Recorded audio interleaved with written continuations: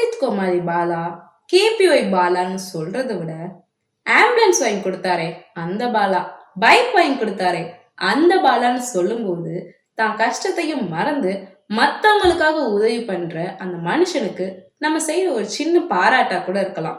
ஒரு காமெடி நடிகரை real life ஹீரோவா எல்லாரும் பாக்குறதுக்கு என்ன காரணம்? இவன் இவ்வளவு பண்றானா இவனுக்கு பின்னாடி யாராவது இருப்பாங்களோன்னு சில நெகட்டிவ் கமெண்ட்ஸ் கூட வருது. உண்மையாவே அவனுக்கு பின்னாடி யார் இருக்கா? இந்த வீடியோல நம்ம அதை தான் பார்க்க போறோம்.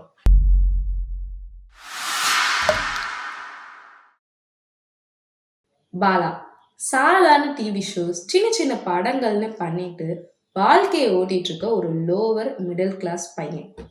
கோடிகள்ல சம்பாதிக்கலைனாலும் செட்டில் ஆகுற அளவுக்கு சம்பாதிச்சிட்டு இருக்காரு. அவங்க அம்மா பூங்குழலி டெய்லரா இருக்காங்க. அவங்க அப்பா ஜெகநாதன் இன்னும் பெட்ரோல் பங்க்ல வேலை பார்த்துட்டு இருக்காரு. அவர் நினைச்சிருந்தா தன்னோட குடும்பத்தை செட்டில் பண்ணிருக்கலாம். ஆனா தான் கஷ்டத்தையும் கவலையும் கூட மறந்து பல குடும்பங்களுக்கு உதவி பண்ணிட்டு இருக்காரு. குக்வித் கோமாளிலேயே தனக்கு வந்த வின்னிங் அமௌண்ட்டை ஸ்டேஜ்லயே மத்தவங்களுக்கு டொனேட் பண்ணியிருக்காரு. அதை பார்த்து மற்ற கண்டஸ்டன்ஸும் டொனேட் பண்ணியிருக்காங்க. இவர் உதவி பண்ணா மறைமுகமா பண்ணலாம்ல, எதுக்கு விளம்பரப்படுத்தி பண்ணணும்னு கேட்கறவங்களுக்கு இது ஒரு பெஸ்ட் எக்ஸாம்பிள்.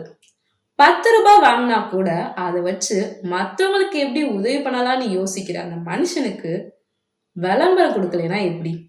மலையில வாழ்ற மக்கள் பாம்பு கடிச்சா டக்குன்னு ஹாஸ்பிட்டல் கூட போக முடியாது. அவங்களுக்கு ஆம்புலன்ஸ் வாங்கி கொடுத்து உதவி பண்ணியிருக்காரு.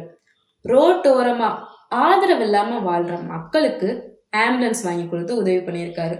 முதியோர் இல்லத்துக்கு ஆம்புலன்ஸ் வாங்கி கொடுத்து உதவி பண்ணியிருக்காரு. பிரெக்னன்ஸ் உமனுக்கு ஆட்டோ சர்வீஸ் ஃப்ரீயா பண்றதுக்கு ஏற்பாடு பண்ணி கொடுத்திருக்காரு. புயல் வெள்ளம்னு வரும்போது தன்னால எவ்வளவு முடியுமோ அவ்வளவு உதவி பண்ணியிருக்காரு.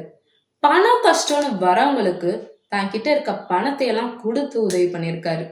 இப்படி எண்ணி கூட பார்க்க முடியாத அளவுக்கு தான் கிட்ட கஷ்டம்னு வரவங்க எல்லாருக்கும் உதவி பண்ணிட்டு இருக்காரு.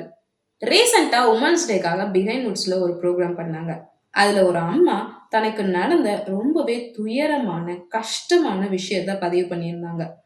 அவங்க ஹஸ்பண்ட் குழந்தை பிறந்ததுக்கு அப்புறமா நான் வேற ஒரு பொண்ணோட வாழ போறேன்னு சொல்லி இவங்களை டெய்லி டார்ச்சர் பண்ணியிருக்காங்க. இது எகுத்து கேட்டதுனால அவங்க மேல ஆசிட் ஊத்திருக்காரு.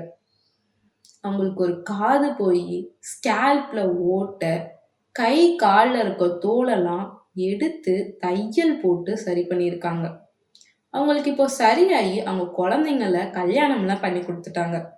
ஆனா ரீசண்டா அவங்க பையன் ஸ்விக்கில வேலை பார்த்துட்டு இருந்திருக்காரு போல. பைக்கை குடும்ப கஷ்டத்தினால வித்துட்டாரு. அதனால வேலையும் போயிடுச்சு. இதை கேட்டுட்டு இருந்த பாலா உடனே 40,000 எடுத்து கொடுத்து என்கிட்ட இப்ப இவ்வளவுதான் இருக்கு, இதை இப்போதைக்கு வச்சுக்கோங்கன்னு கொடுத்துருக்காரு.